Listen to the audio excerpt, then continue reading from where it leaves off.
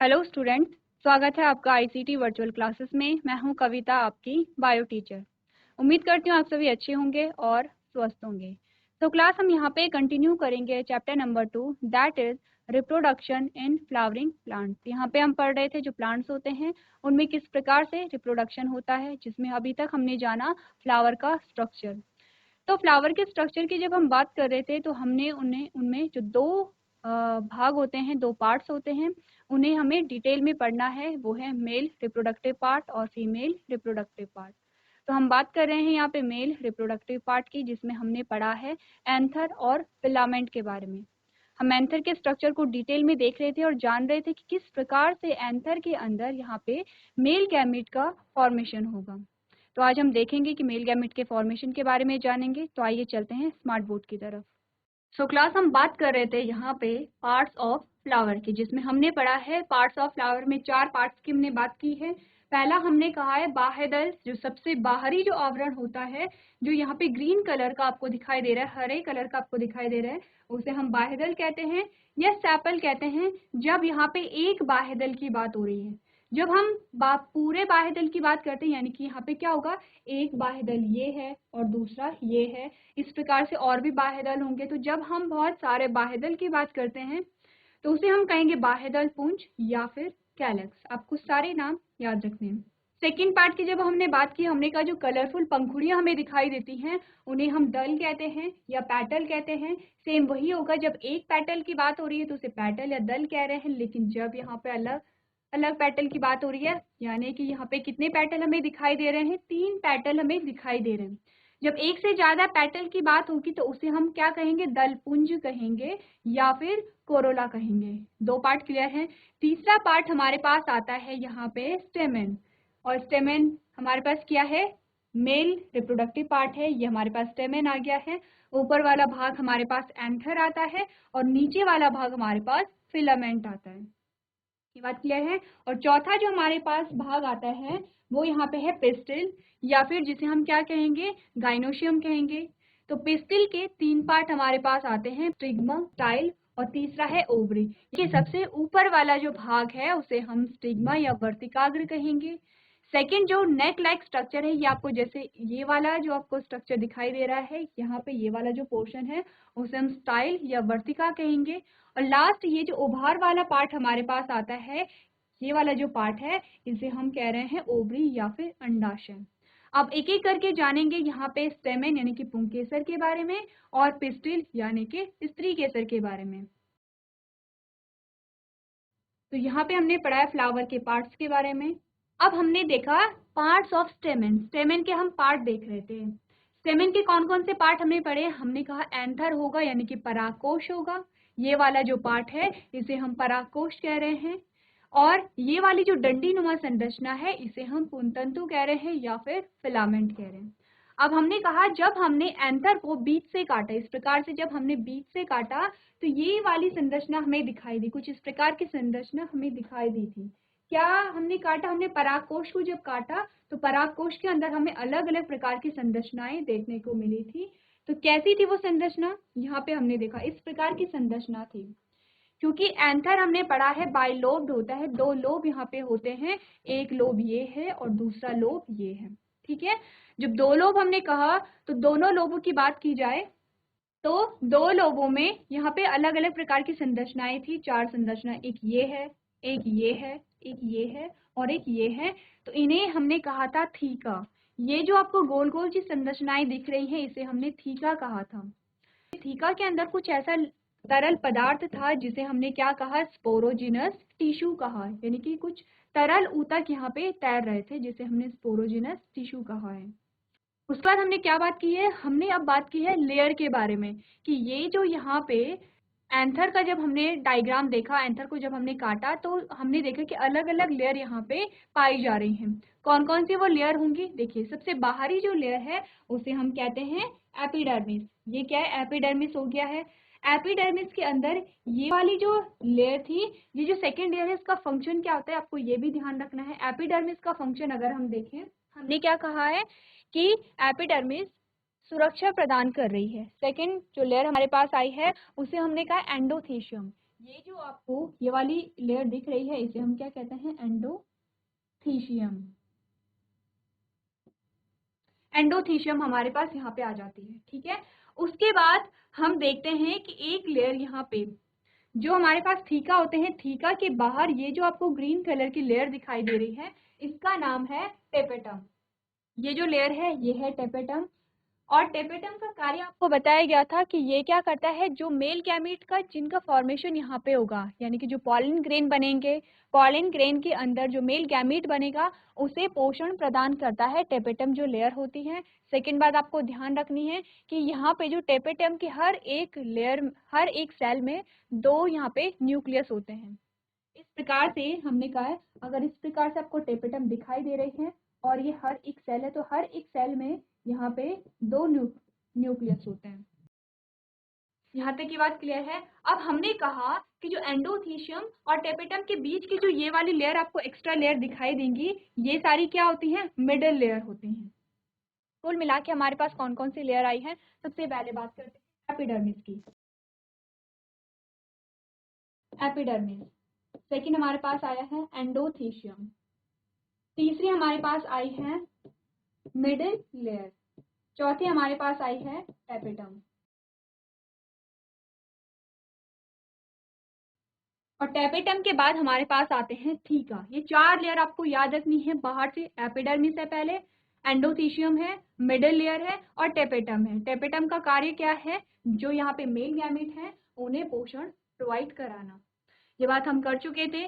Next हमारे पास आता है अब जो पुंकेसर के भाग हैं, जिन्हें हम देख चुके हैं कौन कौन से भाग होते हैं। एक तो पुंकेसर है और एक क्या है, परागकोश। यहाँ पे पूर्णतंतु और परागकोश 2 भाग हमारे पास यहाँ पे आते हैं।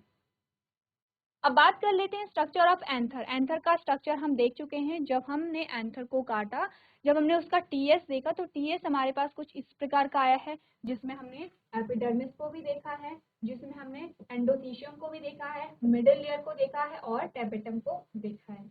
और ये जो हमारे पास आए हैं ये यहाँ पे क्या है, थीका है।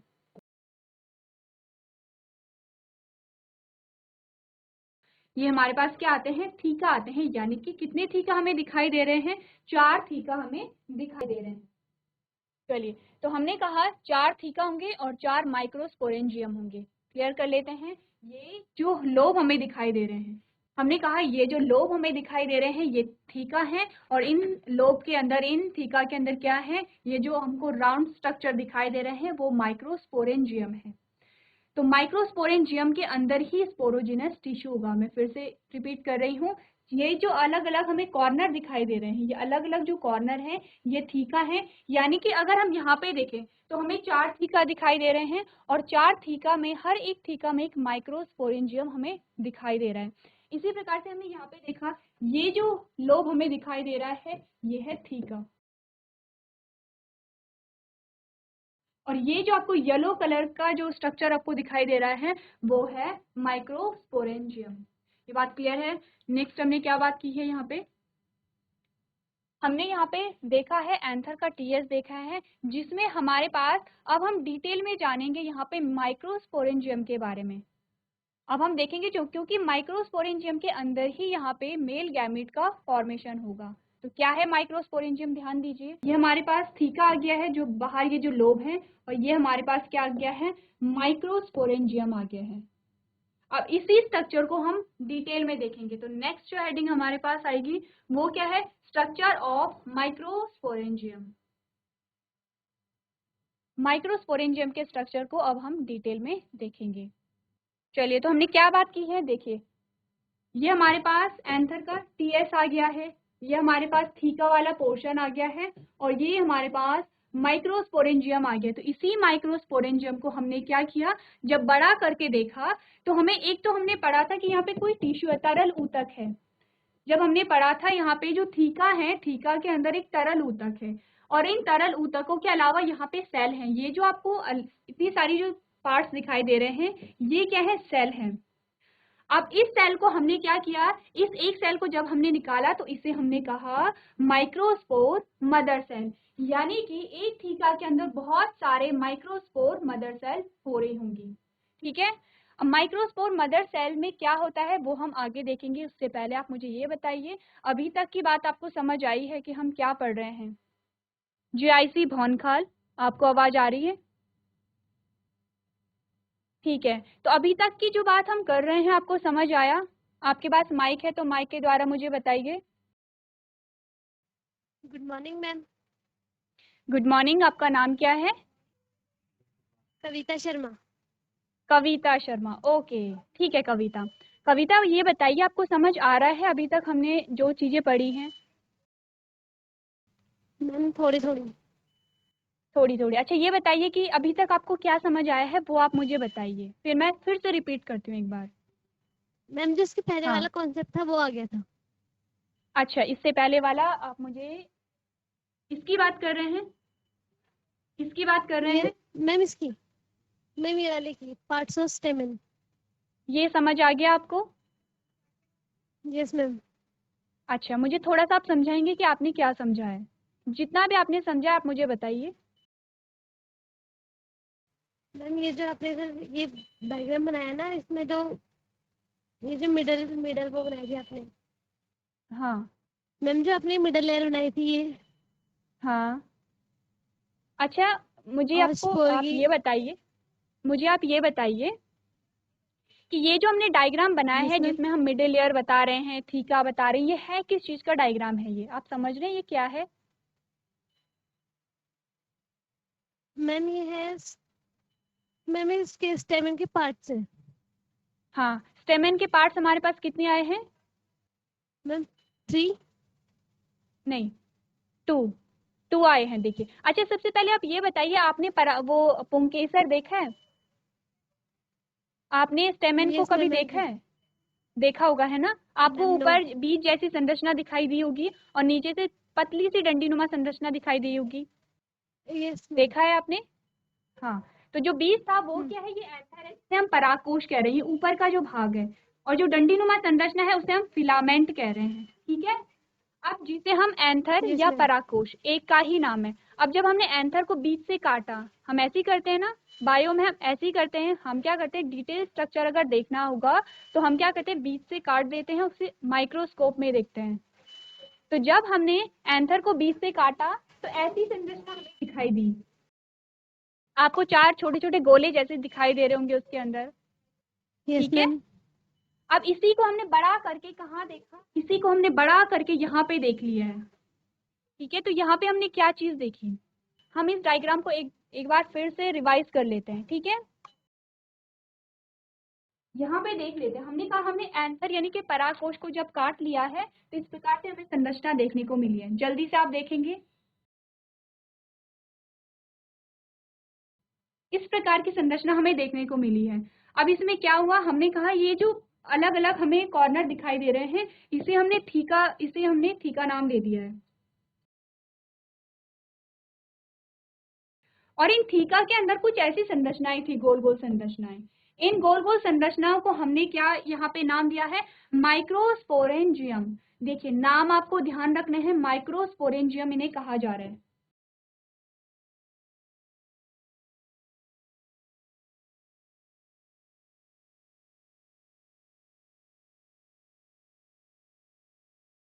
ठीक है, अब माइक्रोस्पोरेंजियम हमने देखा, 4 थीका हमारे पास आ गए हैं, 4 माइक्रोस्पोरेंजियम हमारे पास आ गए हैं। अब आपको लेयर के बारे में ध्यान रखना है। सबसे बाहर वाली लेयर को हमने क्या कहा है? एपिडर्मिस कहा। एपिडर्मिस के बाहर आपकी बुक में आपके पास डायग्राम होगा, सबके पास बुक है? जीआईसी अमिया, जीआईसी भौनखाल, आप सबके पास बुक है? देखिए बुक ओपन कीजिए और आपके पास इसी प्रकार का एंथर का टीएस दिया गया होगा। वहां पे देखिए एपिडर्मिस है और इस प्रकार की जो लेयर है वो एंडोथीशियम आएगी। इसके बाद बीच में जितनी भी लेयर हैं इन्हें हम मिडिल लेयर कह रहे हैं। और यहाँ पे इंपॉर्टेंट आपको क्या ध्यान रखना है, जो माइक्रोस्पोरेंजियम है, माइक्रोस्पोरेंजियम के बाहर एक लेयर थी जिसे हमने क्या कहा? टैपेटम कहा। टैपेटम इंपॉर्टेंट लेयर है इसीलिए आपको ये ध्यान रखनी है। टैपेटम में हमने क्या कहा? अलग अलग जो सेल है, अलग अलग कोशिकाएं हैं, उनमें जो न्यूक्लियस है, जो केंद्रक है, वो 2 है। ये बात हमने अभी तक की है। अब हमने कहा है माइक्रोस्पोरेंजियम के अंदर ही यहाँ पे क्या होगा? पॉलन के जो पॉलिन ग्रेन है, जो परागकण है, उनका निर्माण होगा। आपको समझ आया GIC Bhaunkhal? Yes ma'am. Kavita, आपको समझ आया अब? Yes ma'am. अच्छा ठीक है। आपने परागकण पढ़े हैं, आपने देखा होगा परागकण से ही पॉलिनेशन होगा, तब जाके वहाँ पे सीड का फॉर्मेशन होगा, बीज का निर्माण होगा। तो वो जो परागकण बन रहे हैं वो कहाँ पे बनेंगे? माइक्रोस्पोरेंजियम के अंदर, ठीक है? Yes ma'am. हाँ, तो अभी ये मुझे बताइए कि कितने माइक्रोस्पोरेंजियम हमारे पास है? मैम 4। वेरी गुड, 4 माइक्रोस्पोरेंजियम हमारे पास है। और हम एक माइक्रोस्पोरेंजियम को लेंगे, ले लिया हमने, ये हमारे पास एक माइक्रोस्पोरेंजियम आ गया है। अब एक माइक्रोस्पोरेंजियम के अंदर बहुत सारी सेल थी और उनमें से उन सेल को हमने क्या कहा? Microspore mother cell. देखिए नाम थोड़े से लंबे हैं, आपको याद रखने पड़ेंगे। जैसे जैसे आप डायग्राम बनाते चले जाएंगे वैसे वैसे आपको नाम भी याद होते चले जाएंगे, ठीक है? हमने कहा जब हमने एक माइक्रोस्पोरेंजियम को देखा तो उसके अंदर बहुत सारी सेल थी और उन सेल में से जब उन सेल को हमने क्या कहा? Microspore mother cell. अब माइक्रोस्पोर मदर सेल को जब हमने अलग किया तो उसमें से ही अब क्या होगा? जो यहाँ पे परागकण है, जो पॉलिन ग्रेन है, उनका फॉर्मेशन होगा, ठीक है? देखते हैं किस प्रकार से होता है। अब हमने क्या कहा, ये जो माइक्रोस्पोर मदर सेल है इसमें जो नंबर ऑफ क्रोमोसोम है वो 2n है। 2n का क्या मतलब है यहाँ पे, कौन मुझे बताएगा? Yes ma'am. अच्छा कविता, ये बताइए कि जो मनुष्य होते हैं, ह्यूमंस होते हैं, उनमें क्रोमोसोम का नंबर कितना होता है? 46। 46। वेरी गुड, बहुत अच्छा आंसर। आपने कहा 46 क्रोमोसोम होते हैं या फिर 23 जोड़े होते हैं, 23 पेयर होते हैं, ठीक है? अब जब हमने कहा हमारे पास 46 क्रोमोसोम है, उसका मतलब है कि 2n क्रोमोसोम है, यानी कि फुल नंबर ऑफ क्रोमोसोम। जब क्रोमोसोम फुल होंगे तब हम उसे 2n कहते हैं, ठीक है?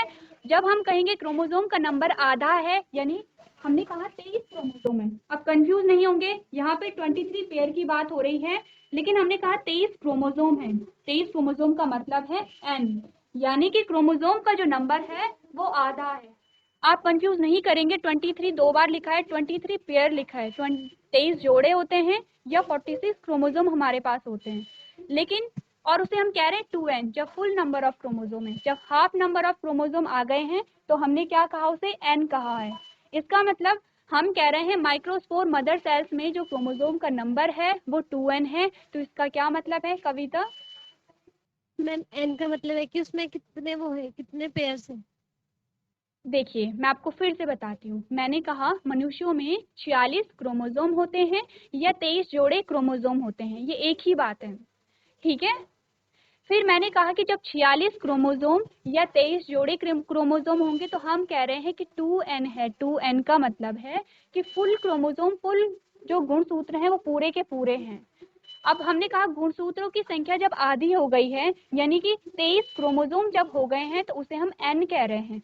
n का क्या मतलब होगा? यहाँ n का मतलब होगा 23 और 2n का क्या मतलब होगा? यानी कि 23 इंटू 2 इक्वल टू 46। ये मतलब है यहाँ पे, ठीक है? यानी कि अगर 2n है, कहीं पे भी अगर 2n है तो इसका मतलब है फुल नंबर ऑफ क्रोमोसोम, गुणसूत्र पूरे के पूरे होंगे। और अगर n वहां पे है तो n का मतलब है कि आधे वहां पे होंगे, यानी कि जो जितने भी क्रोमोसोम है, अगर यहाँ पे 10 क्रोमोसोम है और हम कह रहे हैं कि क्रोमोसोम का नंबर n है, तो वहां पे क्रोमोसोम 5 होंगे। तो अब मुझे बताइए माइक्रोस्पोर मदर सेल्स में जो क्रोमोसोम का नंबर है वो 2n है, तो इसका क्या मतलब है? मैम 2n की मतलब है कि उसमें उसमें फुल क्रोमोसोम्स हैं। वेरी गुड, बहुत अच्छे। कविता, आप बहुत अच्छा आंसर दे रही हैं। जैसे जीआईसी भौनखाल में कविता आंसर दे रही हैं वैसे ही सारे बच्चे देंगे, ठीक है? सबको आंसर देना है, क्योंकि जब आप आंसर देंगे तब आपको समझ में आएगा। तो वेरी गुड कविता, आप बैठिए, नीचे बैठिए आप। अब हमने कहा है माइक्रोस्पोर मदर सेल में जो क्रोमोसोम का नंबर है वो 2n हो गया है। 2n हुआ तो क्या हुआ? अब इसमें मियोसिस होगी, यानी कि विभाजन होगा, इसमें मियोसिस होगी। अब मियोसिस हुई तो यहाँ पे एक सेल से दो सेल यहाँ पे बने, दो सेल बने, लेकिन इसके बाहर इस प्रकार से ये दो सेल यानी कि ये दो सेल अलग अलग नहीं हुए हैं, सेपरेट नहीं हुए ये सेल, ये अभी भी एक ही जगह पे हैं, साथ साथ हैं, लेकिन अलग अलग अंदर जो हम कहेंगे तो अंदर क्या हो गया है, अलग अलग सेल बन गए हैं। और अब यहाँ पे क्रोमोसोम का जो नंबर होगा वो कितना यहाँ पे हुआ है, क्रोमोसोम का नंबर यहाँ पे n हो जाएगा। क्यों n हुआ है, क्योंकि एक n ये बन गया है और एक n ये बन गया है। इसका क्या मतलब हुआ कि क्रोमोसोम का नंबर हाफ हो गया है। ठीक है, फिर से इसमें विभाजन हुआ है और 2 सेल से अब 4 सेल का यहाँ पे निर्माण हुआ है। और अभी भी ये जो 4 सेल हैं ये अलग अलग नहीं हुए हैं और इनमें जो नंबर है क्रोमोसोम का सब में n है। n का क्या मतलब है, n का मतलब है कि क्रोमोसोम का नंबर सब में आधा आधा यहाँ पे है। ठीक है, माइक्रोस्पोर मदर सेल में फुल नंबर ऑफ क्रोमोसोम थे। जब माइक्रोस्पोर मदर सेल में विभाजन हुआ 2 सेल बनी, 2 से 4 सेल बनी और इन सारी सेल में जो क्रोमोसोम का नंबर है वो आधा है। तो इस स्थिति को हम क्या कहते हैं, माइक्रोस्पोर टेट्राड कहते हैं। ये आपकी बुक में दिया गया है। इस कंडीशन को हम क्या कहेंगे, माइक्रोस्पोर टेट्राड।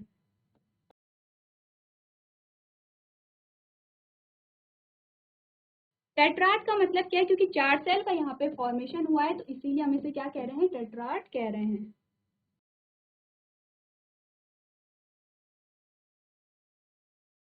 देखिए, जो बार बार माइक्रोस्पोर आ रहा है उससे कंफ्यूज नहीं होंगे। माइक्रोस्पोर हम किसे कह रहे हैं, जो पॉलन ग्रेन के अंदर जो मेल गैमीट बनेगा उसी को हम माइक्रोस्पोर कह रहे हैं। माइक्रोस्पोरेंजियम क्या होगा, जहाँ पे माइक्रोस्पोर का निर्माण है। माइक्रोस्पोरेंजियम के अंदर माइक्रोस्पोर मदर सेल होंगी, क्योंकि माइक्रोस्पोर बन रहा है और कहाँ से बन रहा है, मदर सेल से बन रहा है। यही हम पढ़ते चले आ रहे हैं। हमने कहा है कि जो नई संतति होती है वो मदर से उत्पन्न होती है। तो यहाँ पे क्या होगा, माइक्रोस्पोर मदर सेल का मतलब है माइक्रोस्पोर जिस सेल से बन रहा है उसे हम मदर सेल कहेंगे। बहुत सारी माइक्रोस्पोर मदर सेल हैं। अब माइक्रोस्पोर मदर सेल में विभाजन हुआ और 4 अलग अलग सेल वहां पे बन गई हैं, जिसे हम माइक्रोस्पोर टेट्राड कह रहे हैं। ठीक है, समझ आया, माइक्रोस्पोर टेट्राड यहाँ तक बन गया है। यहाँ तक की बात सबको समझ आ गई है। जीआईसी भौनखाल समझ आया है आपको, माइक्रोस्पोर टेट्राड बन गए हैं यहाँ तक। समझ नहीं आया है तो फिर भी मुझे बताइए, मैं फिर से रिपीट करूंगी। जीआईसी भौनखाल, आपको समझ नहीं आया है तो फिर भी मुझे बताइए, हम फिर से रिपीट करेंगे। कविता, आपको आंसर करना है, कुछ कुछ पूछना है? Yes ma'am. हाँ जी, कहिए। मैम ये जो माइक्रोस्फेयर टेट्राइड है मैम, ये नहीं आया। अच्छा ठीक है, कविता बैठिए। देखिए, ये जो माइक्रोस्पोर टेट्राड हुआ, क्या हुआ, जो माइक्रोस्पोर मदर सेल थी उसमें विभाजन हुआ है। विभाजन में क्या होता है, विभाजन देखिए सिंपल ये है, इस सेल से 2 सेल का निर्माण होता है। ये हम पढ़ते चले आए हैं बचपन से। हमने कहा है कि जब भी हमारी वृद्धि हो रही है, हमारा विकास हो रहा है, तो सेल में विभाजन होगा, यानी एक सेल 2 अलग अलग सेल में डिवाइड हो जा रही है, इसे हम विभाजन कह रहे हैं। तो माइक्रोस्पोर मदर सेल में जब विभाजन हुआ तो इसी एक माइक्रोस्पोर मदर सेल के अंदर 4 अलग अलग सेल बन गई हैं, 4 अलग अलग कोशिकाएं बन गई हैं, जिसे हम माइक्रोस्पोर टेट्राड कह रहे हैं। टेट्राड का मतलब है कि 4 सेल जब जहाँ पे बन रही हैं उसे हम क्या कह रहे हैं, टेट्राड कह रहे हैं। तो अब आपको समझ आए ये जो माइक्रोस्पोर टेट्राड है वो क्या है। माइक्रोस्पोर मदर सेल से ही 4 सेल बनी है। अब इन्हीं ये जो 4 सेल हमारे पास आई हैं, इन्हीं 4 सेल में से अब क्या होगा, गैमीट का आगे निर्माण होगा, जो पॉलिन ग्रेन है, जो परागकण है, उनका निर्माण होगा। कविता, आपको समझ आया? Yes ma'am. ओके ठीक है, बैठिए। क्लास, आज हमने जाना है कि जो प्लांट्स हैं उनमें किस प्रकार से पॉलन ग्रेन या परागकणों का निर्माण होता है। उसमें हमने अभी आधे तक की स्टेप देखी है। इसके आगे का जो पोर्शन है उसे हम नेक्स्ट क्लास में कंटिन्यू करेंगे। तो आज जीआईसी भौनखाल ने बहुत अच्छा रिस्पॉन्स दिया है, जिनमें जो कविता है उन्होंने बहुत ही अच्छे अच्छे आंसर दिए हैं, प्लस सबसे बड़ी बात है उन्होंने क्वेश्चन किया है, अपने डाउट को पूछा है। तो इसी प्रकार से सारे बच्चे ध्यान देंगे और आप लोग पढ़ाई करेंगे। तो आज के सेशन में हम इतना ही करेंगे। अभी तक क्लास में बने रहने के लिए आपका धन्यवाद।